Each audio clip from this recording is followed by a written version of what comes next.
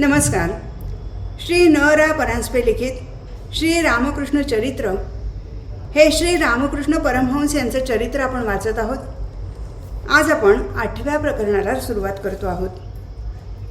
लहानपणी जेव्हा बुद्धीला फाटे फुटलेले नसतात तेव्हा मन ईश्वराकडे सहज लागते. मोठेपणी बुद्धीला फाटे फुटल्यावर ते ईश्वराकडे लागता लागत नाही. श्री रामकृष्ण. रामकुमारांची सहधर्मिणी त्यास सोडून गेली तेव्हापासून तर रामकुमारांच्या दरिद्री संसारातील दुःखे अधिकच वाढली. मिळकत कमी झाली व संसाराची दिवसेंदिवस अवनती होत चालली. त्यांच्या 1.5 बिघे जमिनीत संसारास कसेबसे पुरेसे धान्य निघे, पण वस्त्र प्रावरणादी नित्योपयोगी इतर वस्तूंचा अभाव दररोज वाढत चालला. शिवाय वृद्ध माता व मातृहीन बालक अक्षय यास रोज दूध अवश्य पाहिजे असे. अर्थात हा सर्व खर्च कर्ज काढून कसा तरी चालू लागला व कर्जही दिवसेंदिवस वाढू लागले. त्यांनी आपल्याकडून शक्य ती खटपट करून आपली सांपत्तिक स्थिती सुधारण्याचा पुष्कळ प्रयत्न केला, पण व्यर्थ. तेव्हा इष्टमित्रांच्या सांगण्यावरून त्यांनी दुसरीकडे कुठेतरी जाण्याचा बेत केला. जाण्याचे दुसरे कारण म्हणजे ज्या घरात त्यांनी 20 वर्षे आपल्या पत्नीसह काढलीत व ज्यात तिची आठवण पदोपदी येण्याचा संभव, त्या घरापासून 4 पावले दूर राहिले तरच काही मनाला शांती मिळण्याचा संभव. म्हणून त्यांनी आपले गाव सोडून कलकत्त्यास जाण्याचा बेत केला व पत्नीच्या मृत्यूनंतर थोड्याच दिवसात रामेश्वरावर संकटाचा भार टाकून रामकुमार कलकत्त्यास गेले व तेथे झामापुकूर नामक पेठेत त्यांनी एक शाळा उघडली. इकडे रामकुमारांच्या पत्नीच्या मृत्यूनंतर संसारातील सर्व कृत्यांचा भार चंद्रादेवीवरच पुन्हा पडला. रामकुमारांचा मुलगा अक्षय याला सांभाळण्याच्या कामी रामेश्वराची बायको तिला थोडीफार मदत करू लागली, पण तीही कसे झाली तरी लहानच. तेव्हा संसारातील कामकाज, देवादेवांची सेवा, अक्षयाचे लालन पालन वगैरे सर्व कर्मांचा बोजा वयाच्या 58व्या वर्षी त्यांच्या शिरावर पुन्हा पडून त्यांना क्षणभरही फुरसत सापडेनाशी झाली. रामेश्वरांवर मिळवून आणण्याचा बोजा पडल्यामुळे आपण 4 पैसे मिळवून आपला संसार कशा रीतीने बरासा चालवावा ही चिंता त्यांच्या मागे लागली. परंतु संसारास पुरेसा पैसा त्यांनी कधीच मिळवला नाही. उलट त्यांचा बराचसा वेळ संन्यासी बैरागी यांच्यात संगतीत जात असे व त्यांना कशाचीही गरज लागल्यास ती वस्तू आपल्या घरी असेल तर ती त्यांना देण्यास मागे पुढे पाहत नसत. अशा रीतीने मिळकत नाही व खर्च फार अशी स्थिती असल्यामुळे पूर्वीचे कर्ज कमी न होता उलट वाढूच लागले. संसारी होऊनसुद्धा ते संचयी होऊ शकले नाहीत व उत्पन्नापेक्षा जास्त खर्च करून रामराय कसे तरी चालवेल असे म्हणून स्वस्त बसण्यापलीकडे त्यांनी काही केले नाही. गदाधरावर रामेश्वराचे फार प्रेम असे, पण त्याच्या विद्याभ्यासाकडे ते मुळीच पाहत नसत. एकतर त्यांना तसे करण्याचा कंटाळा असे व दुसरे संसाराच्या काळजीत व इतर उलाढालीत त्यांना वेळ मिळत नसे. गदाधराची धर्मवृत्ती पाहून त्यांना फार आनंद होई व हा पुढे कोणीतरी मोठा पुरुष होईल असे वाटून ते त्याच्यासंबंधी निश्चिंत असत. याप्रमाणे रामकुमार कलकत्त्यास गेल्यापासून गदाधराकडे कोणीच पाहत नसल्यामुळे तो अगदी मोकळा झाला व स्वतःचे शुद्ध व धर्मपरायण मन जिकडे नेल तिकडे खुशाल जाऊ लागला. या एवढ्या लहान वयातसुद्धा गदाधराची बुद्धी फार प्रगल्भ झालेली होती असे मागे सांगितले आहे. त्याने पाहिले होते की विद्याभ्यास वगैरे ज्या गोष्टी लोक करीत असतात त्या पैशासाठी होत. बरे, एवढी विद्वत्ता मिळवून तरी आपल्या पित्यासारखी सत्यनिष्ठा, भक्ती, धर्मपारायणता कितीशा लोकात दिसून येते. पैशाविषयी गावातली भांडणे वगैरे पाहून पैसा हाच सर्व अनर्थाचे मूळ आहे हे त्यांच्या मनात बिंबले होते. तेव्हा अशा अर्थकारी विद्येविषयी व अनर्थकारी अर्थाविषयी उदासीन राहून ईश्वराचा लाभ हे जीवनाचे ध्येय करण्याचे त्याने ठरवले. यात आश्चर्य नाही. शाळेत वगैरे सोबत्यांच्या बरोबर तो जाई, पण तो आपला बहुतेक वेळ देवाच्या पूजेअर्चेत व गृहकृत्यात आपल्या मातेला थोडाफार मदत करण्यातच घालवीत असे. शेजारपाजारच्या बायकांना गदाधर फार आवडत असे व आताशा तो बहुतेक 3ऱ्या प्रहरापर्यंत घरीच असल्यामुळे जेव्हा त्या चंद्रादेवीकडे येत तेव्हा गदाधर तेथे आल्यास त्याला गाणी पदे वगैरे म्हणायला लावेत. तो चंद्रादेवीस गृहकृत्यात मदत करण्यात गुंतला असेल तर त्या बायांनी सर्वांनी मिळून चंद्रादेवीचे कामकाज आपणच झटपट आवरून टाकावे व गदाधराला अशा रीतीने गाणी पदे म्हणण्यास मोकळे करावे. गदाधराच्या रोजच्या कार्यक्रमातील हा एक भागच होऊन बसला.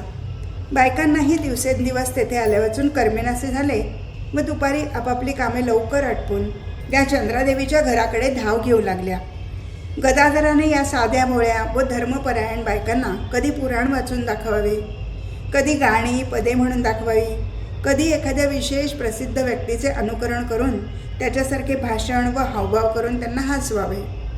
गदाधराचा आवाज अत्यंत मधुर असे व तो इतक्या तन्मयतेने देवादिकांची गाणी म्हणत असे की त्या बायकाही क्षणभर देहभान विसरत. एखाद्या वेळी गदाधराची ही गाणी म्हणत असता भावसमाधी लागावी व ती सरे तो त्या बायकांनी अत्यंत भक्तिभावाने त्याच्याकडे पाहत असावे. त्याच्या जन्माचे अगोदर त्याच्या मातापितेस पडलेली स्वप्ने त्यांनी ऐकली होती व त्यात जुळणारी त्याची धर्मपरायणता, निस्सीम भक्ती व आकर्षकता ही सर्व प्रत्यक्ष पाहून त्या बायकास हा पुढे कोणीतरी महान सत्पुरुष होणार आहे असे वाटावे व त्यांच्या हृदयात गदाधराविषयी जास्तच प्रेम उत्पन्न व्हावे.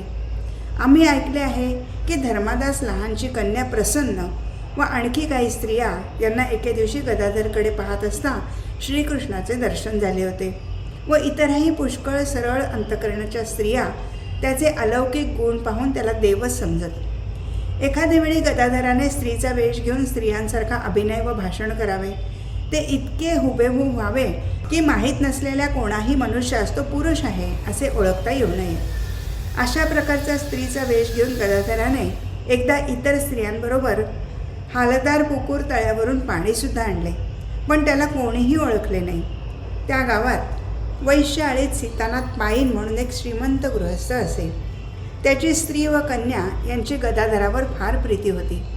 त्यांनी अनेकदा गदाधराला आपल्या घरी न्यावे व त्याची गाणी व पदे ऐकावीत. कित्येकदा त्यांनीही त्याला स्त्रीवेश द्यावा व त्याचे हावभाव पाहावेत व स्त्रियांसारखे भाषण ऐकावे. सीतानाथाचे गदाधरावर प्रेम असे व म्हणून त्याला त्यांच्या घरी केव्हाही जाण्यास पूर्ण मोकळीक होती. त्याच आणि दुर्गादास पाईन नावाचे गृहस्थ होते. गदाधरावर त्यांचे प्रेम होते, पण त्यांच्या घरी गोशाची चाल फार कडक होती.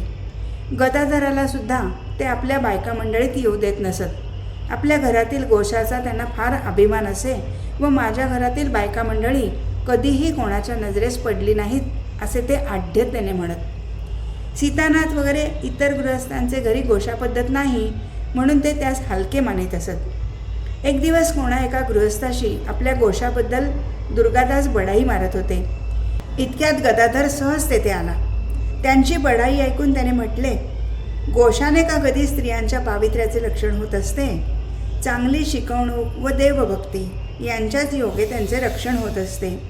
मी मनात आणल्यास तुमच्या गोशातील सर्व स्त्रियांस पाहू शकेन व त्यांची सर्व हकीकत जाणू शकेन. दुर्गादास अतिशय आढ्यतेने म्हणाले, कसे पाहतोस पाहू बरे. गदाधर शांतपणे म्हणाला, येईन एका दिवशी तेव्हा पाहीन असे म्हणून तो निघून गेला. पुढे एके दिवशी संध्याकाळचे सुमारास कोणासही काही समजू न देता त्याने स्त्रीवेश घेतला. आपले तोंड वस्त्राने झाकून घेतले व काखेत एक पाटी घेऊन दुर्गादासाच्या दारापुढे उभा राहून तो म्हणाला, जवळच्या खेड्यातून बाजारातून सूत विकायला इतर बायकांबरोबर आले, पण त्या मला चुकवून गेल्या, म्हणून आता रात्र कुठेतरी काढण्यात जागा बघत आहे. तुम्ही मला आपल्या घरात आजची रात्र जागा द्याल का? दुर्गादासांनी तिचे व गावाचे नाव विचारले व आणखी 1-2 प्रश्न विचारून म्हटले, बरे तर आत बायका मंडळींकडे जा व त्या सांगतील तेथे रात्रभर राहा.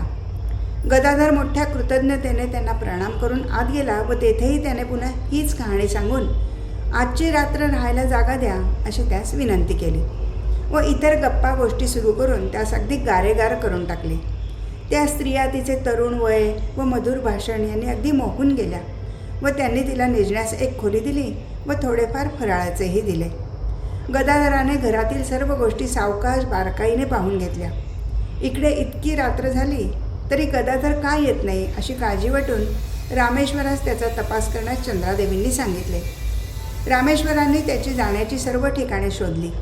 सीतानाथाच्या घरी तपास केला तरी गदाधर कुठे दिसेना. तेव्हा दुर्गादासाच्या घराजवळ उभे राहून त्यांनी सहज त्याचे नाव घेऊन 2-3 हाका मारल्या. तेव्हा त्यांचा आवाज ओळखून व आता रात्र बरीच झाली आहे असे पाहून गदाधराने आतून आलो रे दादा असे उत्तर दिले व दाराकडे धाव ठोकली. दुर्गादासांना हा प्रकार तेव्हाच समजला व हा गदाधर आपल्याला फसवून गोशात शिरला असे वाटून प्रथम त्यांना त्याचा फार राग आला. पण त्याचा तो स्त्रीवेश आणि त्याचे भाषण आणि त्याची चालचलणूक किती हुबेहूब स्त्रियांसारखीच होती हे लक्षात येऊन या पोराने आपल्याला चांगलेच चकवले असे वाटून त्यांना फार हसू आले. लवकरच साऱ्या गावात ही गोष्ट पसरली व गदाधराने दुर्गादासाची चांगली खोड मोडली असे जो तो म्हणू लागला. यानंतर दुर्गादासांनीही सीतानाथाच्या घरी गदाधर येईल तेव्हा तेथे जाण्यास आपल्या घरच्या बायकांना परवानगी दिली. या वैश्य आळीतील इतर स्त्रियांच्या मनात गदाधराविषयी हळूहळू फार प्रीती उत्पन्न झाली. गदाधर काही दिवस सीतानाथांच्या घरी आला नाही म्हणजे त्यांनी त्याला मुद्दाम बोलवणे पाठवावे. सीतानाथांच्या घरी पदे वगैरे म्हणत असता गदाधराला कधीकधी भावावेश उत्पन्न होई व तो पाहून तर त्या स्त्रियांची त्याच्यावरील भक्ती अधिकच वाढे.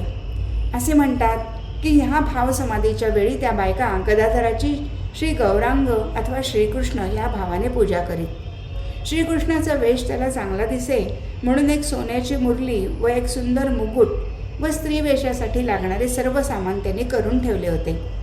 धर्मपरायणता, पवित्र आचरण, तीक्ष्ण बुद्धी, गोड स्वभाव, गंधर्वासारखा आवाज व प्रेमळ आणि सरळ स्वभाव इत्यादी गदाधराच्या गुणामुळे त्याच्यावर कामारुपुकूर येथील स्त्रिया किती प्रेम करत असतील हे आम्ही काही त्यांच्याचपैकी कित्येकांच्या तोंडून स्वतः ऐकले आहे. सन 1893 साली वैशाखाचे आरंभी आम्ही स्वामी रामकृष्णानंद यांच्याबरोबर कामारुपुकूर पाहण्यास गेलो असता आम्हाला सीतानाथ पाईन यांच्या कन्या श्रीमती रुक्मिणी देवी यांच्या दर्शनाचा लाभ झाला. त्यांचे वय तेव्हा 60 वर्षाचे होते. गदाधराच्या बालपणाच्या हकीकती संबंधी विचारता त्या म्हणाल्या, त्या काळी आमचे घर येथून एका हाकेवर उत्तरेस होते. आजकाल ते सर्व पडून गेले आहे. माझे वय तेव्हा 17-18 वर्षाचे होते. तेव्हा आमचे घर म्हणजे एखाद्या मोठ्या श्रीमंताच्या हवेलीसारखे होते.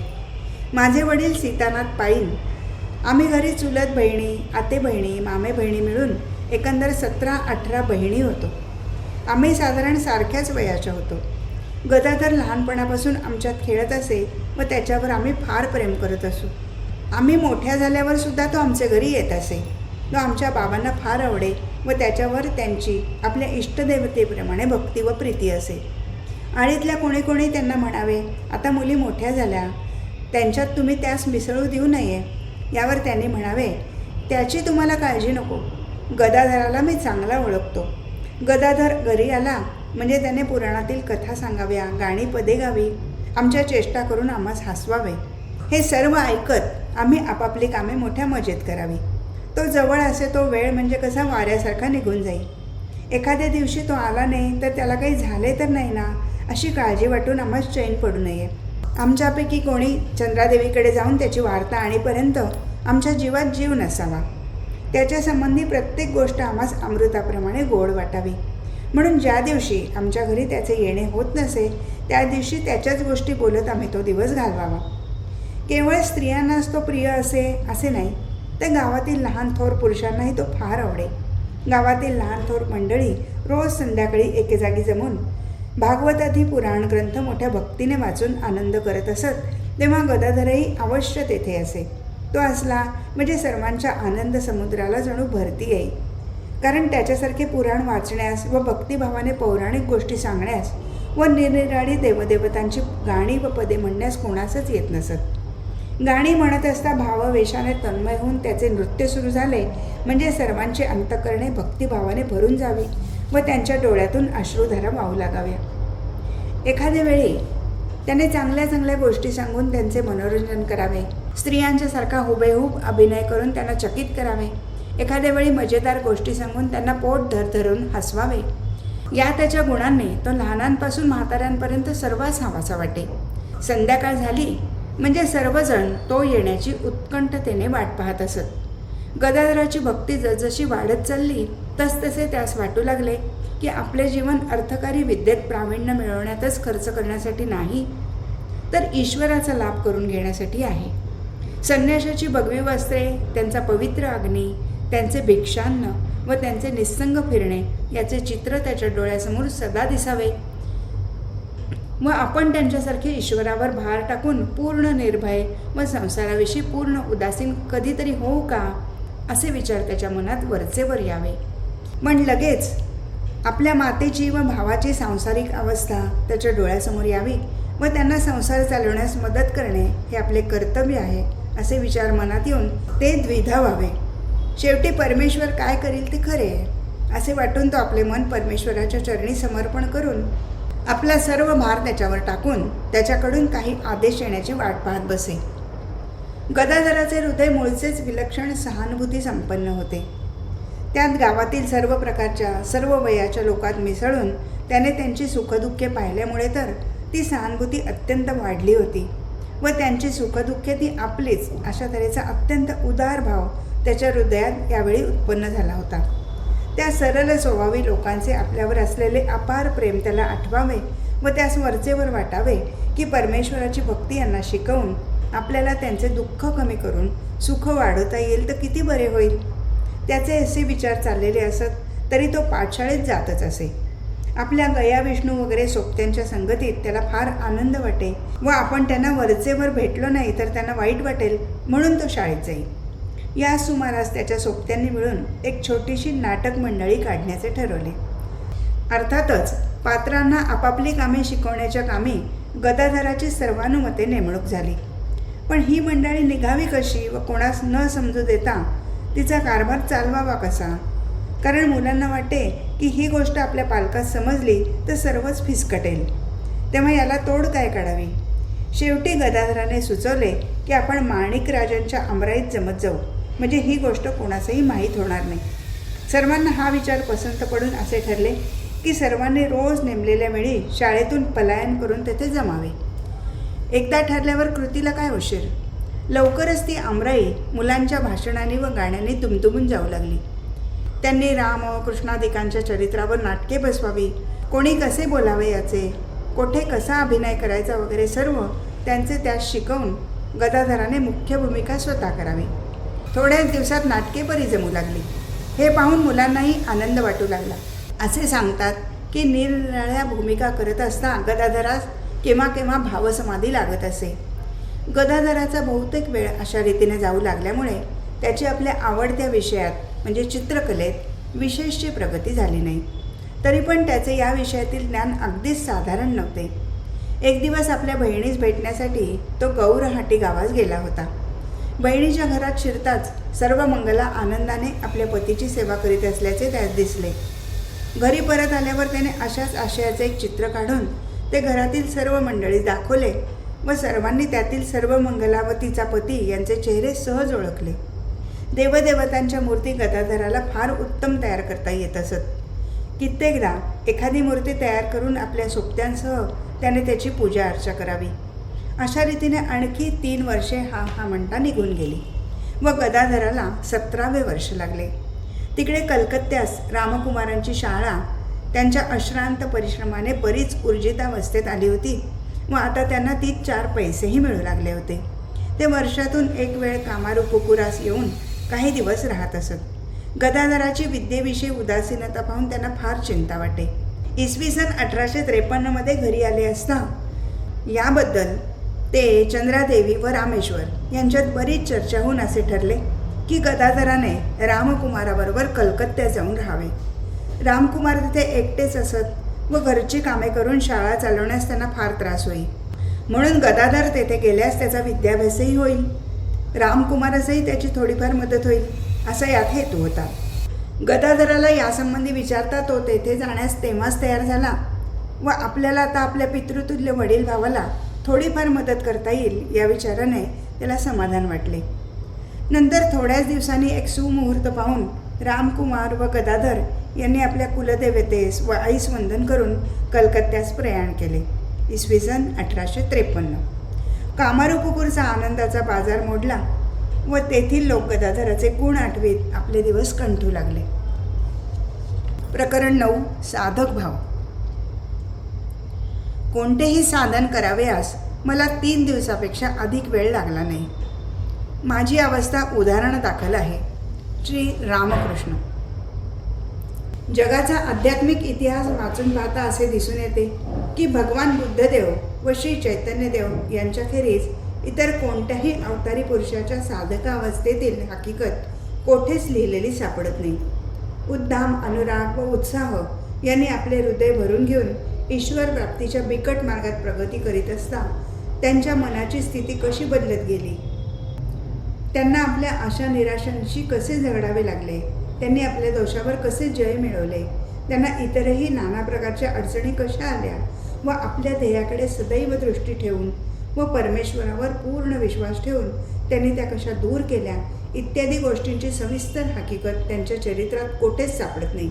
असे का असावे याचे कारण शोधणे फार कठीण आहे. कदाचित भक्तीच्या आधिक्यानेच त्यांच्या भक्तांनी या गोष्टी लिहून ठेवल्या नसाव्यात. त्या महापुरुषावर परमेश्वराप्रमाणे भक्ती असल्यामुळे साधना कालाचा इतिहास लिहून त्या देवचरित्राची असंपूर्णता लोकांना न दाखवलेलीच बरी असे त्यांच्या भक्तांना वाटले असावे. कदाचित असेही असेल की महापुरुषांच्या चरित्रातील सर्वांग संपूर्ण भावच लोकांपुढे ठेवल्याने तो लोकांचे जितके कल्याण करील तितके त्यांच्या चरित्रातील साधनाकालीन असंपूर्ण भाव ठेवल्याने होणार नाही असेही त्यांच्या भक्त मंडळीस वाटले असावे. आपले आराध्य दैवत सर्वांगपूर्ण आहे असे नेहमी भक्तास वाटत असते. मानव शरीर धारण केल्यामुळे त्यांच्यात मानवोचित दुर्बलता आणि शक्तिहीनता कधीकधी दिसून येणे शक्य आहे. ही गोष्ट तो मुळीच मानित नाही. त्याच्या बालमुखात विश्वब्रह्मांड कोठे सापडते की काय हे तो पाहत असतो. बालवयातील असंबद्ध चेष्टांमध्ये पूर्ण बुद्धी व दूरदृष्टी तो धुंडाळत असतो.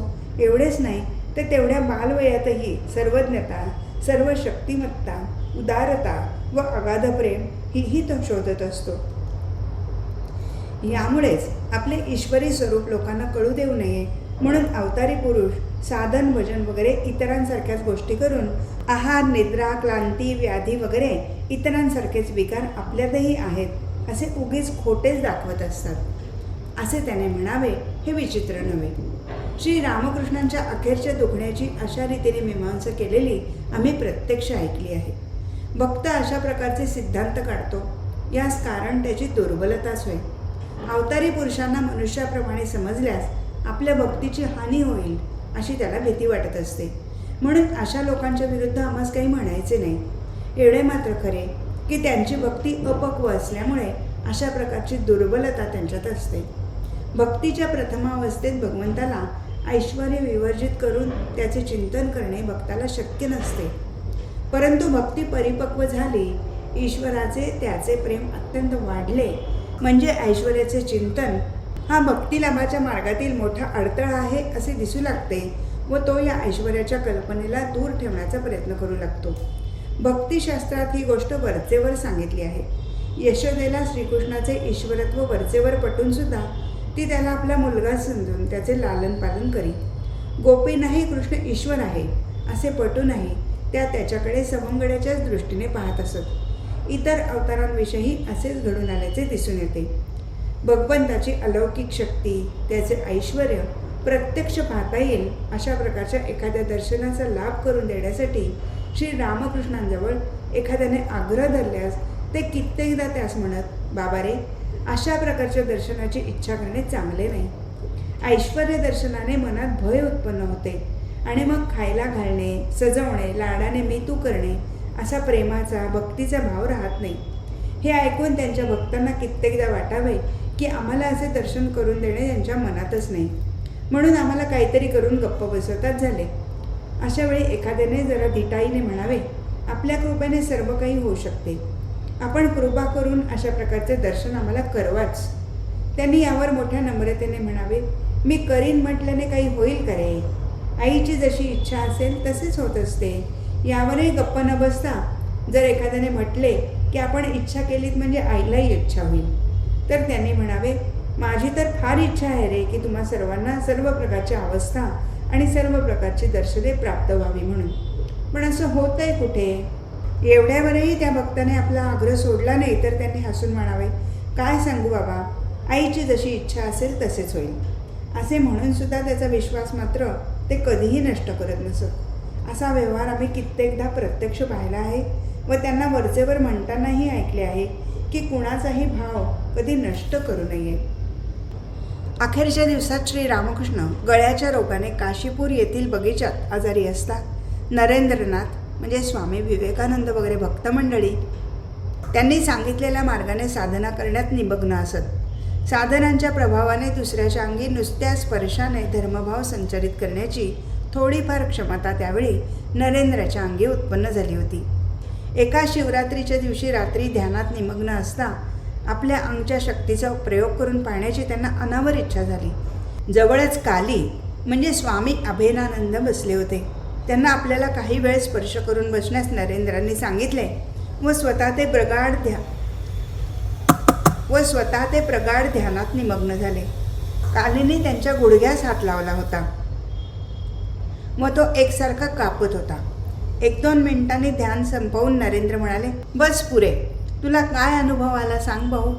काली म्हणाले, विजेची बॅटरी धरली असता ज्याप्रमाणे आपल्या अंगात काही शिरत आहे असा भास होतो व सर्वांग कापते तसे झाले.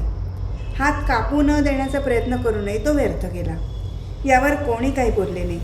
द्वितीय प्रहराची पूजा झाल्यावर काली ध्यानस्थ बसले व त्यात इतके तन्मय होऊन गेले की त्यांचे तसे ध्यान कोणीच कधीच पाहिले नव्हते. शरीर वाकडे तिकडे झाले, मानही वाकडे झाली व त्यांचे बाह्य जगाचे भान काही वेळ अगदीच नष्ट होऊन गेले. पहाटे शशी म्हणजे स्वामी रामकृष्णानंद नरेंद्राकडे येऊन म्हणाले, तुम्हाला ठाकूर बोलवत आहेत. निरोप ऐकताच नरेंद्रनाथ उठले व माडीवरच्या श्री रामकृष्णांच्या खोलीत जाऊन त्यांना प्रणाम करून उभे राहिले. त्यांना पाहता क्षणी श्री रामकृष्ण म्हणाले, का रे, जराशी कुठे जमायला सुरुवात होते न होते तोच खर्च. अगोदर आपल्या स्वतःच्या अंगी नीट संचय होऊ दे, मग कुठे कसा खर्च करायचा ते तुला समजेल. आईच तुला समजावून देईल. त्याच्या अंगी स्वतःचा भाव संचारित करून तू त्याचे केवढे नुकसान केले आहेस पहा बरे. तो इतके दिवस एका भावाने चालला होता, तो त्याचा सारा भाव नष्ट होऊन गेला. 6 महिन्याचा गर्भपात व्हावा तसे झाले. असो, झाले ते झाले. फिरून असे एकदम भलतेच काहीतरी करत जाऊ नको. ते असो, बाकी पोराचे नशीब बरे दिसते. नरेंद्रनाथ म्हणत, मी तर हे ऐकून चकितच होऊन गेलो. आम्ही खाली काय करत होतो हे सारे ठाकूरांनी वर बसून जाणले. या त्यांच्या कान उघडणीने मी एखाद्या अपराध्यासारखा गप्प बसून राहिलो झाले. पुणे खरोखरीच असे दिसून आले की कालीचा पूर्वीचा भाव तर नष्ट झालाच, पण नवीन अद्वैत भावाच्या धारणेस त्याचे मन तेव्हा तयार नसल्यामुळे त्याही भावाची त्यांना यथायोग्य धारणा होईना. त्यामुळे त्यांचे वर्तन एखाद्या नास्तिकासारखे होऊ लागले. श्री रामकृष्णांनी त्यांना यापुढे अद्वैत भावाचाच उपदेश करण्यास सुरुवात केली व आपल्या नेहमीच्या गोड पद्धतीने ते त्यांना त्यांच्या चुका दाखवू लागले. तरीसुद्धा श्री रामकृष्णांनी शरीर सोडल्यानंतरही काही दिवसापर्यंत त्यांचे आचरण पूर्ववत सुधारले नाही. असो, आज इथेच थांबू. हरिओम तत्सत.